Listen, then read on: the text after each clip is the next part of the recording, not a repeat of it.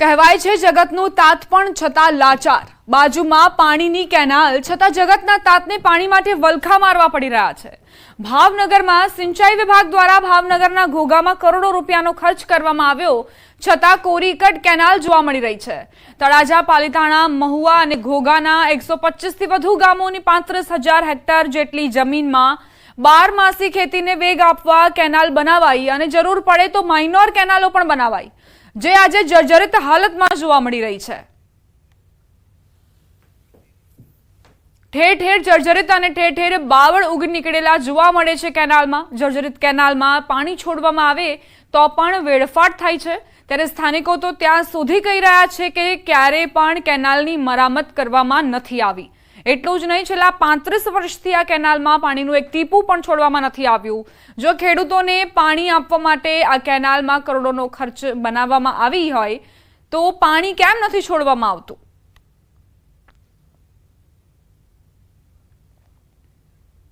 વર્ષથી તમારા માધ્યમથી અને પત્ર વ્યવહાર દ્વારા અને સરકારશ્રીના જે ચૂંટાયેલા પ્રતિનિધિ છે એના દ્વારા અમે અવારનવાર રજૂઆત કરી છે। અમારું ગામ દરિયા કિનારાના ગામ છે, ખાસ કરીને ભૂંબલી, ભૂતેશ્વર, અવાણિયા અને અકવાડા। એને 1965 ની અંદર કેનાલના નેટવર્ક સાથે ડાબા કાંઠા શેત્રુંજી કેનાલમાં સાંકળવામાં આવ્યા, પણ 35 વર્ષની માગણીમાં કોઈ પણ જાતનું ધ્યાન નથી દીધું। ખેડૂતોને માટે જ આ ખરેખર ડેમ બનાવેલો છે, પણ 1962-63માં કેનાલ શરૂ થઈ અને આજ સુધી 1 થી 2 વખત પાણી આવ્યું છે। બાકી તો આ સરકારનો ખોટો ખર્ચો છે। કેનાલ પહેલા બહુ સરસ હતી, મેન્ટેન નહીં કરવાના કારણે રિપેરિંગના અભાવે અત્યારે તૂટી ગઈ છે। એટલું જ નહીં, શેત્રુંજી ડેમમાં પણ વર્ષો વર્ષ પાણીની ક્ષમતા ઘટી રહી છે, તેમાં પણ કાપ કાઢવામાં નથી આવતું। વારંવાર રજૂઆત છતાં નિંદ્રાધીન તંત્રની આંખ ઉઘડતી નથી। હવે તો એવું લાગી રહ્યું છે કે કેનાલ માત્ર કાગળ પર એક્ટિવ છે અને જાણે એમ લાગે છે કે કેનાલ ખેતરની શોભા વધારવા બનાવી હોય। શેત્રુંજી સિંચાઈ યોજના મુખ્યત્વે રબી ઉનાળુ પાક માટે જાન્યુઆરીથી એપ્રિલ મહિના સુધી પાણી આપવામાં આવે છે। ગઈ સિઝનમાં એ પૂરતું પાણી આપી દેવામાં આવ્યું છે। આપની બાબતમાં કહેવાનું કે શેત્રુંજીની મેઇન કેનાલો ડાબા કાંઠાની 55 માઇલ સુધી તેમજ જમણા કાંઠાની 37 માઇલ સુધીની મેઇન કેનાલો પૂરી આધુનિકરણ કરી નાખવામાં આવી છે, જ્યારે માઇનોર કેનાલો હાલમાં બાકી છે, જેના એસ્ટિમેટો મંજૂર થઈ ગયેલ છે। આવતા ચોમાસા અને આવતા વર્ષ સુધીમાં એ માઇનોર કેનાલો પણ રિપેરિંગ કરી નાખવામાં આવશે। ગુજરાતની જીવાદોરી સમાન નર્મદાનું પાણી કેનાલ મારફતે રાજ્યના અનેક ભાગોમાં પહોંચાડવામાં આવી રહ્યું છે, પરંતુ એ જ કેનાલ ભ્રષ્ટાચારી અને બેદરકારીનો જાગતો પુરાવો બની ગઈ હોય તેવું સ્પષ્ટપણે જણાઈ આવે છે। બનાસકાંઠાના થરાદમાં પસાર થતી નર્મદાની કેનાલમાં મસમોટા ગાબડા પડી ગયા। ભાપી નજીક મુખ્ય કેનાલમાં પોલાણ સર્જાતા કેનાલ ડેમેજ થઈ છે। મુખ્ય કેનાલ ડેમેજ થતા આજુબાજુના ખેડૂતોની મુશ્કેલી વધી। આ કેનાલમાં વધુ પાણી છોડવામાં આવે તો પાણી ખેડૂતોને ખેતરો પહોંચવાને બદલે કેનાલના પોલાણથી ખેતરોનું ધોવાણ થઈ શકે છે।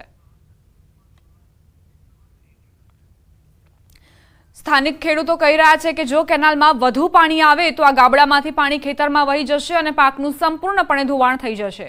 એટલું જ નહીં, એક સ્થાનિક તો ત્યાં સુધી કહી રહ્યા છે કે એક નહીં, આવી રીતે વારંવાર ગાબડા પડતા રહે છે, ત્યારે રિપેરિંગ માટે નર્મદા વિભાગ આવે તો રેતી ઠાલવીને જતા રહે છે, એટલે ફરી એ જ હાલત સર્જાઈ છે। થરાદ તાલુકાના ભાપી ગામની અંદર મુખ્ય કેનાલ છે, રાજસ્થાન તરફ જઈ રહી છે। આ મોટો ગાબડો પડ્યો છે, તો અમારી એક જ માંગ છે સરકાર તરફ કે આને જલ્દીમાં જલ્દી રિપેર કરવામાં આવે, નહીંતર આમાં નુકસાન વધી શકે છે પાકની અંદર। ગાબડો મોટો થાય તો શું નુકસાન થાય? નુકસાન, પાકને નુકસાન આવી શકે છે, ખેતરની અંદર પાણી ભરાઈ શકે છે। તો બસ એક જ માંગ છે સરકાર તરફ કે આને જલ્દી રિપેર કરવામાં આવે। કેનાલમાં લગભગ જે વામેથી ભાપી વચ્ચેનો પટ્ટો છે ત્યાં વારંવાર ગાબડા તો પડતા જ હોય છે, પણ આ નર્મદા વિભાગવાળા આવે અને ટોલું 2 ટોલું રેતનું ઠલવીને જતા રહે, બીજું એનાથી તો કંઈ રિપેર ન થાય। અને અત્યારે ભાપીની અંદર તો પહેલું જ રિપેર થવું જોઈએ, કારણ કે અહીંયા તો ખેડૂતોને શેઠથી આ 5 વર્ષથી પ્રશ્ન છે જ આવો।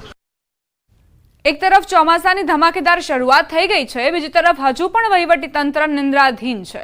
ઠેર ઠેર કેનાલમાં ગાબડા પડવાથી રાવ ઉઠી રહી છે, ત્યારે આ સમગ્ર મામલે ન્યૂઝ 18 ગુજરાતીની ટીમે રિયાલિટી ચેક કર્યું, ત્યારે સ્થાનિક ખેડૂતો સાથે વાત કરી તો ચોંકાવનારી બાબત સામે આવી। ઠેર ઠેર મસમોટા ગાબડા પડી ગયા છે, અનેક જગ્યાએ તૂટી ગઈ છે કેનાલો, અનેક જગ્યાએ તો જોખમી હાલતમાં પણ જોવા મળી। તો આ રિપેરિંગ તાત્કાલિક નહીં કરાય તો હજુ પણ કેનાલમાં આસપાસના વિસ્તારમાં મોટા પાયે નુકસાની સર્જાઈ શકે તેમ છે। અત્યારે અમે છીએ નર્મદાની મુખ્ય કેનાલ પર। આ કેનાલ ગુજરાતના થરાદથી રાજસ્થાનના સાચોર તરફ જાય છે। અત્યારે અમે ભાપી ગામમાં છીએ। આપને સીધા જ દ્રશ્યો બતાવીશ આ કેનાલના કે આ કેનાલ જે ચાલી રહી છે અત્યારે પાણી અત્યારે ભરેલું જોવા મળી રહ્યું છે, પરંતુ આ કેનાલના એક બાજુ જે છે તે ભંગાણ અત્યારે જોવા મળી રહ્યું છે। અત્યારે જે પોલાણના લીધે કેનાલનો એક સાઈડનો જે ભાગ છે તેમાં પોલાણ પડ્યું છે અને ત્યાં એક મસ્ત મોટો ખાડો પણ જોવા મળી રહ્યો છે। તે ઉપરાંત આપણે બીજા પણ દ્રશ્યો બતાવીશ કે જે કેનાલની પ્રોટેક્શન વોલ છે તે વોલ પણ અત્યારે તૂટેલી જોવા મળી રહી છે। ત્યારે ખેડૂતોની માંગ છે કે તાત્કાલિક આ પ્રોટેક્શન વોલને રિપેર કરવામાં આવે। તે ઉપરાંત જે આ કેનાલની અંદર જે મસ્ત મોટો ખાડો એટલે કે જે પોલાણ પડ્યું છે તેને રિપેર કરવામાં આવે। જો આને રિપેર કરવામાં નહીં આવે તો આ કેનાલમાં મસ્ત મોટું ગાબડું પડી શકે છે અને ગાબડું પડવાના લીધે આજુબાજુના ખેતરોમાં પાણી ભરાઈ જવાની શક્યતાઓ સેવાઈ રહી છે। તેને લઈને ખેડૂતોની માંગ છે કે તાત્કાલિક જે આ પોલાણ છે તે પોલાણને પૂરવામાં આવે। કિશોર તુવર, ન્યૂઝ 18 ગુજરાતી, બનાસકાંઠા। વડોદરાના રાજમહેલ રોડ પર આવેલા વ્રજ સિદ્ધિ ટાવર પર મહાનગરપાલિકાએ તવાઈ બોલાવી। મનપાના ફાયર વિભાગે કોમ્પ્લેક્સની 161 દુકાનો સીલ કરી। 10 દિવસ અગાઉ પાલિકાએ ચેકિંગ કર્યું હતું અને ફાયર સેફટીના સાધનોને લઈ સૂચના આપી હતી।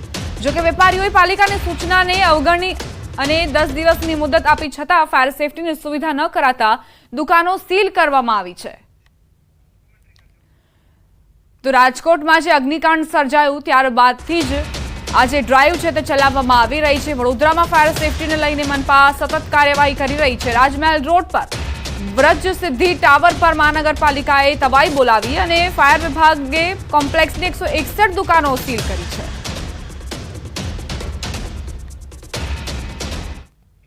અમદાવાદમાં રથયાત્રાની તડામાર તૈયારીઓ કરવામાં આવી રહી છે। રથયાત્રાના રૂટ પર આવતા જર્જરિત મકાન ઉતારાયા। રાયપુર ખાડીયામાં ભયજનક મકાન ઉતારાયા। એએમસીએ ભયજનક મકાનો અંગે સર્વે કર્યો હતો। 400 થી વધુ મકાન ભયજનક હોવાનું સામે આવ્યું। એએમસીના એસ્ટેટ વિભાગ દ્વારા કામગીરી કરવામાં આવી છે। તો 2023માં જે દુર્ઘટના બની હતી, બાલ્કનીનો ભાગ ધરાશાયી થયો હતો, ત્યારબાદથી જ એક્શનમાં આવી છે મનપા અને આ પ્રકારની કાર્યવાહી કરી છે।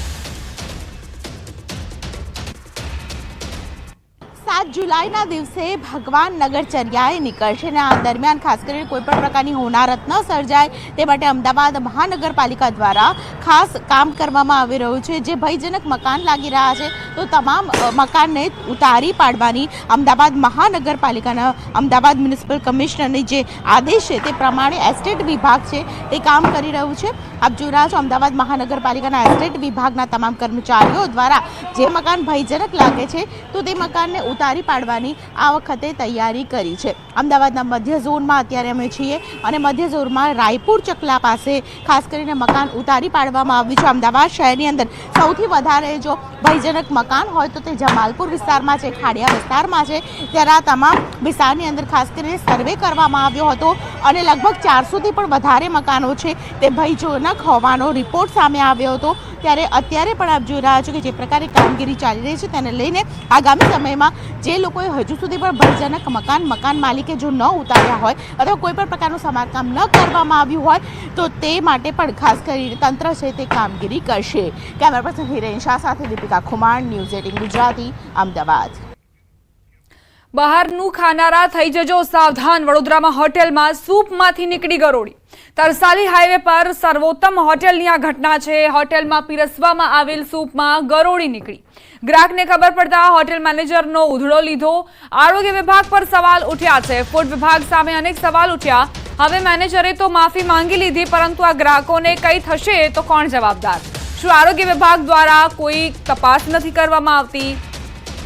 જોઈએ, જો કોઈ મોટી દુર્ઘટના બને, કોઈ ઘટના એવી સર્જાય, લોકોના આરોગ્ય પર જોખમ સર્જાય તો કોણ જવાબદાર? તેવા અનેક સવાલ ઉઠી રહ્યા છે।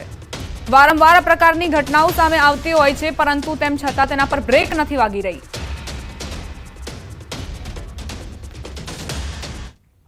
આ સાથે જ બુલેટિનમાં અત્યારે બસ આટલું જ। વધુ અપડેટ્સ માટે આપ જોતા રહો ન્યૂઝ 18 ગુજરાતી।